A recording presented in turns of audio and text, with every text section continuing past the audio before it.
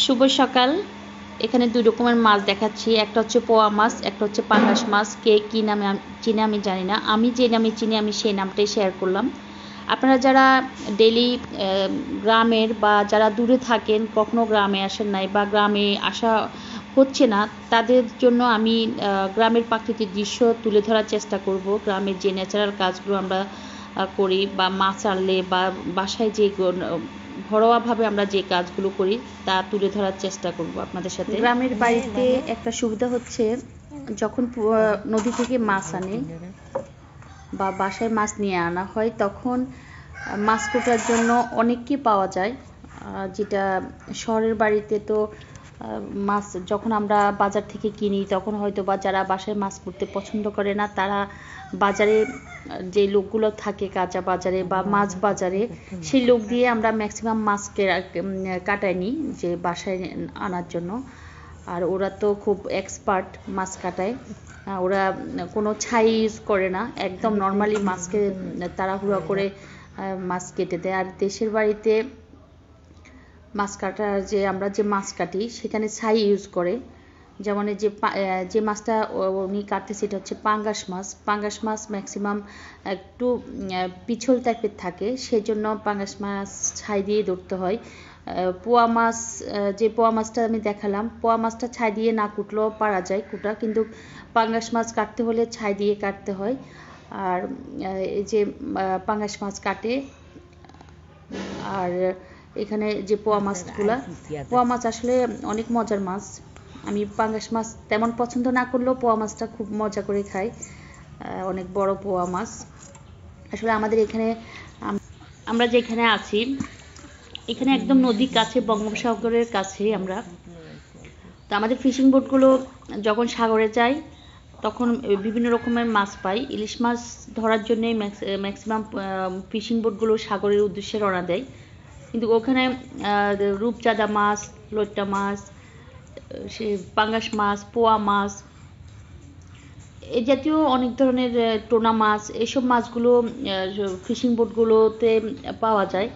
তো ওনারা যখন সাগর থেকে আমাদের ঘাটে আসে, একদম কাছে চলে আসে, যেখানে থেকে ফিশিং বোটগুলো সাগরে যায় সেই জায়গায়। তো ওখানে আসার পর ইলিশ মাছগুলো যদিও তারা ঢাকার দিকে নিয়ে যায়, কিন্তু এই মাছগুলো জেলেরা এলাকাতেই বিক্রি করে ফেলে। আর আমাদের যেহেতু নিজেদের ফিশিং, সেক্ষেত্রে আমাদের মাছ কেনা লাগে না, আমাদের জেলেরাই আমাদেরকে মাছ বাসায় দিয়ে যায়। আর পাঙ্গাস মাছ একটু ঝামেলার মাছ, এটাকে উপরে একটু শ্যাওলা থাকে পাঙ্গাস মাছের। এই শ্যাওলাটাকে ভালো করে পরিষ্কার না করলে মাছটা আসলে খেতে ভালো লাগে না।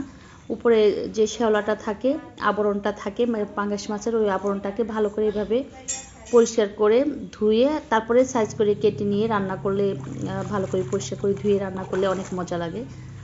আর পোয়া মাছ তো অনেক ফেভারিট মাছ, আর সেই মাছটা যদি একটু বড় হয় তাহলে তো কথাই নাই। পোয়া মাছ আসলে ছোট মাছ হলে একটু কাটা কাটা হয়ে যায়, আর এই সাইজের মাছগুলো হলে তাহলে রান্না করলে খেতে অনেক মজা লাগে।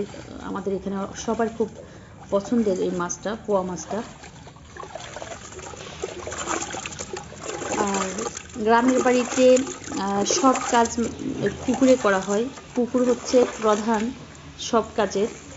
যে কোনো মাছ বা যে কোনো জিনিস পরিষ্কার পরিচ্ছন্ন মানে বাড়ির পুকুর বা ঘরের সাথে যে পুকুরটা থাকে, পুকুরটাই সবার সব কিছু ধোয়া, কাটা, পরিষ্কার করা সব কিছু এই পুকুরে হয়।